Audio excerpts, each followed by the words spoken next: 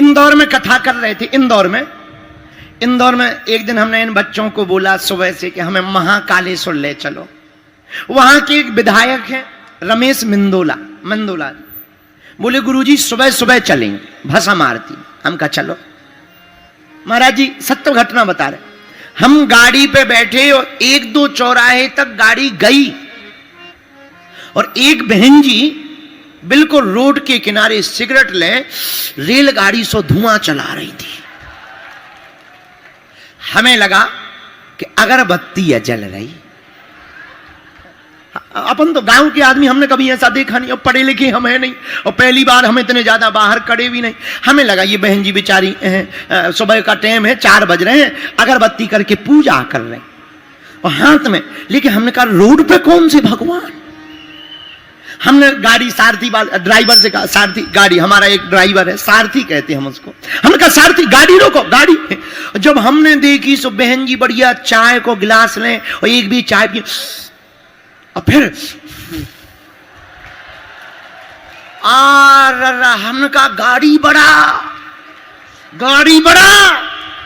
बोले क्यों? अरे हम कहीं कलयुग खड़ा है। हम कहा जय बजरंग बली। जब जी बहन जी सिगरेट पी रही तो इनके लड़का वाले पता नहीं। दूसरी घटना घटी हमारी हैदराबाद। एक वहां हमारा चेला है रेड्डी है सरनेम। तो हमारा चेला बहुत अमीर आदमी, बहुत धाम आता रहा, अब नहीं आता है। बल्कि एक बार हमसे बोला गुरुजी बेटा की शादी है आप आओ। उसने टिकट करवा दी, पुरानी बात है 5 साल हो गए, 6 साल। टिकट करवा दी, हम गए हैदराबाद। शादी के एक दिन बाद पहुंच पाए, ट्रेन से गए थे। घर पे गए, स्वागत किया, उसने रुकाया, बहू आई, बेटा आया, दोनों ने प्रणाम किया। हमने आशीर्वाद दिया जुग जुग जियो, तुम्हारी जोड़ी अमर रहे, गृहस्थ जीवन बढ़िया रहे, भक्ति बनी रहे। हमने आशीर्वाद दिया, दूधो नहाओ पूतो फलो, आशीर्वाद दिया। हम बढ़िया बैठ गए कमरा में। हमने अपना वाईफाई लिया और सिग्नल मिलाया।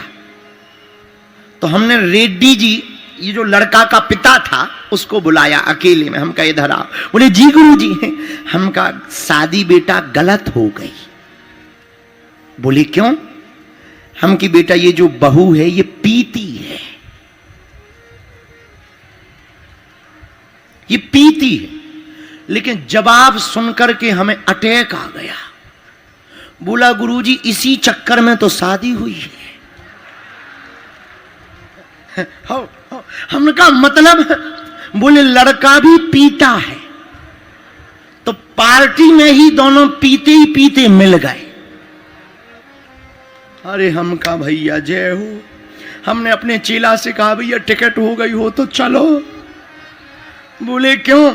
हम कहा जिसका बेटा पी रहा हो, बहू पी रही हो, जब इनके लड़का बाल बच्चे होंगे तो ये माताओं की तरह लेके चुप थोड़ी कराएंगे। 2 ढक्कन बच्चों को भी पिला के कहेंगे चुप हो जा। इनका तो खाना ही दान गड़बड़ है।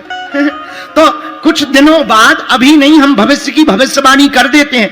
अभी वर्तमान में देखा जाता है बच्चा बेटा अच्छा होना चाहिए। जो भी अपनी लड़की के लिए वर देखता है वो देखता है क्यों भाई ठीक ठाक है, खाता पीता तो नहीं, पीता खाता तो नहीं है, खाता पीता हो पर पीता खाता ना हो, पीता खाता ना हो। खाते पीते घर का होना चाहिए पर पीते खाते घर का नहीं होना चाहिए। तो अभी देखते हैं पीते खाते। हमें ऐसा लग रहा भविष्य में ऐसा देखा जाएगा कि कहे भैया लड़की पीती खाती तो नहीं है, ऐसा जमाना चल रहा, बड़ा उल्टा, बड़ा विचित्र संस्कार चल रहे हैं। हम किसी की बुराई में नहीं है, पर हम कहना चाहते हैं भैया संपत्ति आ जाए ये बड़ी बात नहीं है, संपत्ति आकर सदुपयोग में लग जाए ये बहुत बड़ी बात है। धनवान तो हजारों लोग हैं, इसी नरसिंहपुर में कितने धनवान नहीं है, पर वो भगवान की कथा नहीं करवा पाए। देखो हनुमान जी की इच्छा तो देखो, एक छोटे से बालक को प्रेरणा दी और उससे भगवान की कथा करवा दी। धनवान होना बड़ी बात नहीं है, धन का सदुपयोग कहां होना चाहिए ये बहुत बड़ी बात है। लेकिन हनुमान जी की भक्ति से तुम्हें धर्म भी मिलेगा, धन भी मिलेगा।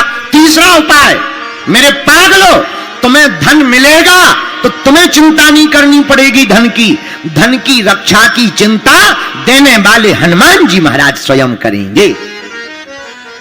हम नहीं कह रहे, चौपाई कह रही है हनुमान चालीसा की, तुम्हें रक्षक का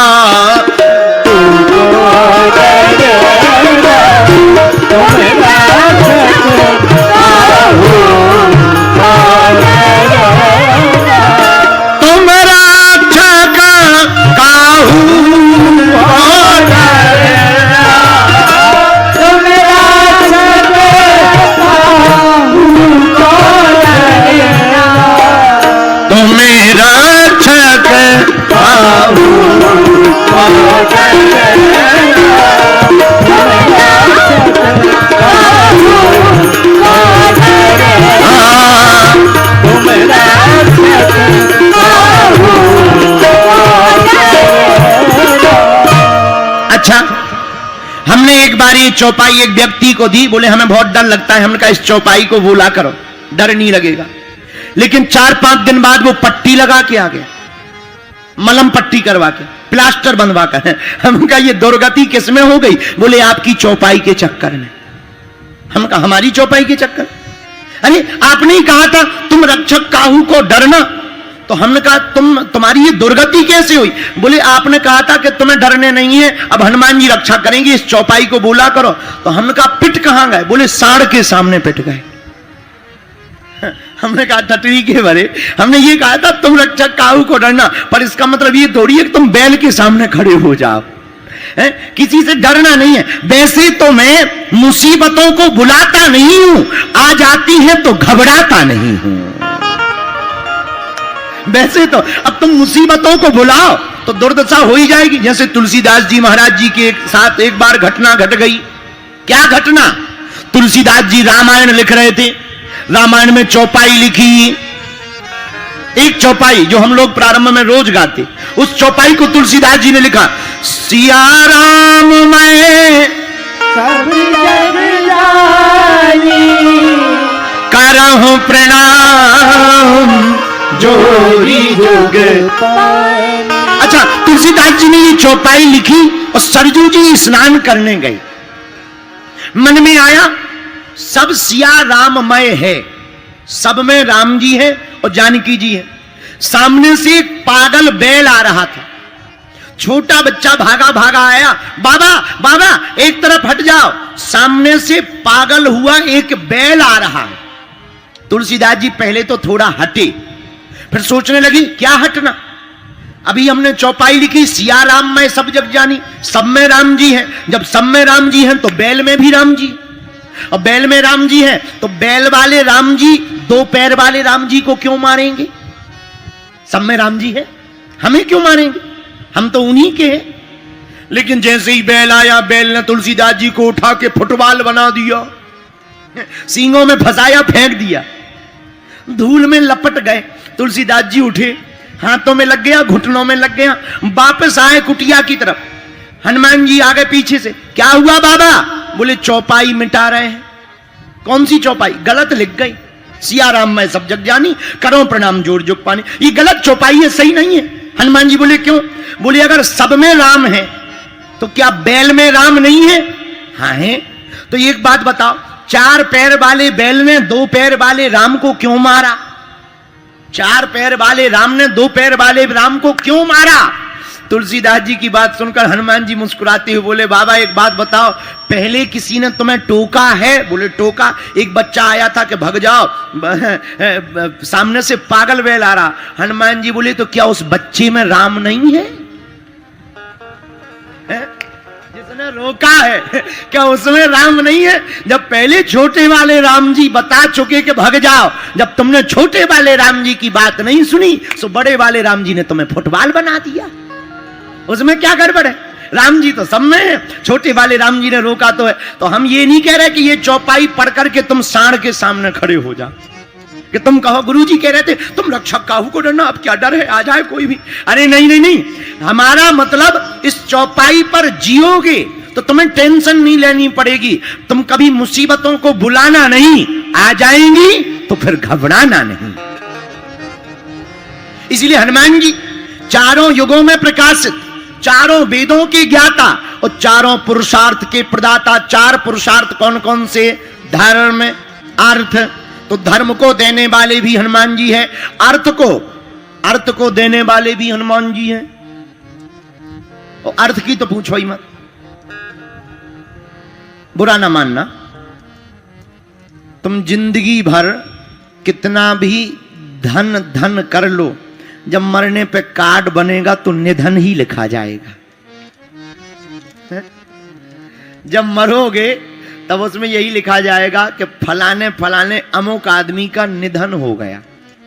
और जिंदगी भर तुम धन करते रहे, मरने पर निधन ही लिखा जाएगा। इसलिए हनुमान जी महाराज के चरणों को पकड़ो, अर्थ भी मिलेगा, धर्म भी मिलेगा। काम, तो क्या हनुमान जी काम देते हैं? नहीं, हनुमान जी काम नहीं देते। ऐसे काम से जोड़ देते हैं जिस काम की पूर्ति से राम की प्राप्ति हो जाती है। ऐसा काम हनुमान जी देते। तो तीसरा पुरुषार्थ भी मिलेगा, धर्म, अर्थ, काम। अब चौथा क्या है पुरुषार्थ? चौथा है मोक्ष। क्या है बोलो? मोक्ष। तो क्या ये हनुमान जी से मिलेगा? बिल्कुल खेल है, बिल्कुल मिलेगा। किसी को दिलवाया, बहुत लोगों को दिलवाया, प्रमाण है अनेक। सुग्रीव जी हैं, विभीषण जी हैं, बहुत लोगों को हनुमान जी ने मोक्ष दिलाया। अच्छा, मोक्ष का मतलब क्या है? मोक्ष का मतलब क्या है पहले ये तो समझो। क्या मरना मोक्ष है? मरना है मृत्यु, और जीते जी कामनाओं का मरना है मोक्ष। मरना तो है मृत्यु,